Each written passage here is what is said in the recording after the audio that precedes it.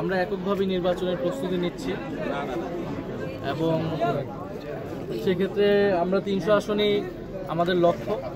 তবে যারা ফ্যাসিবাদ বিরোধী এবং গণতন্ত্র প্রতিষ্ঠার লড়াইয়ে অগ্রণী ভূমিকা পালন করেছেন, সেটা খালেদা জিয়ার কথা আমাদের নাসিরউদ্দিন পাটোয়ারি বলেছেন, ওনাদের বিষয়ে আমরা ওনাদের সম্মানে হয়তো আমরা সেসব জায়গায় আমরা প্রার্থী দেব না। বাট এছাড়া আমাদের সর্বাধিক আসনে আমরা আমাদের প্রার্থী শাপলা কলির জন্য আমরা প্রার্থী দিব এবং বাংলাদেশের মানুষের কাছে আমরা সেই আহ্বান জানিয়েছি। এবার বাংলাদেশের ইতিহাসে নির্বাচনী যে সংস্কৃতি, যে আমরা দেখি যাদের টাকা আছে, যারা এলাকায় গডফাদারগিরি করে, তারাই নির্বাচনে দাঁড়ায়, আমরা সেই সংস্কৃতিকে এবার চ্যালেঞ্জ করতে চাই।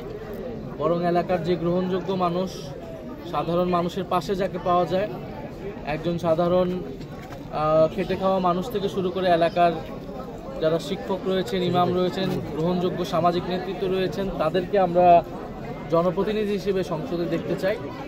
আমরা সেই উদ্দেশ্যে কাজ করছি। আর সমঝোতা বা জোট বা এটা আমরা বলেছি, এটা অবশ্যই একটা রাজনৈতিক বা আদর্শিক জায়গা থেকে হতে পারে।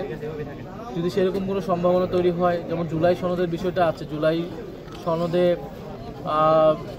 এই আমাদের যে সংস্কারের দাবিগুলো আছে, এই দাবিগুলোর সাথে যদি কোনো দল ঐক্যবদ্ধ বা সংহতি প্রকাশ করে, সেক্ষেত্রে আমরা জোটের বিষয়টা হয়তো বিবেচনা করব। বাট আমরা এখন পর্যন্ত এককভাবেই আগাচ্ছি।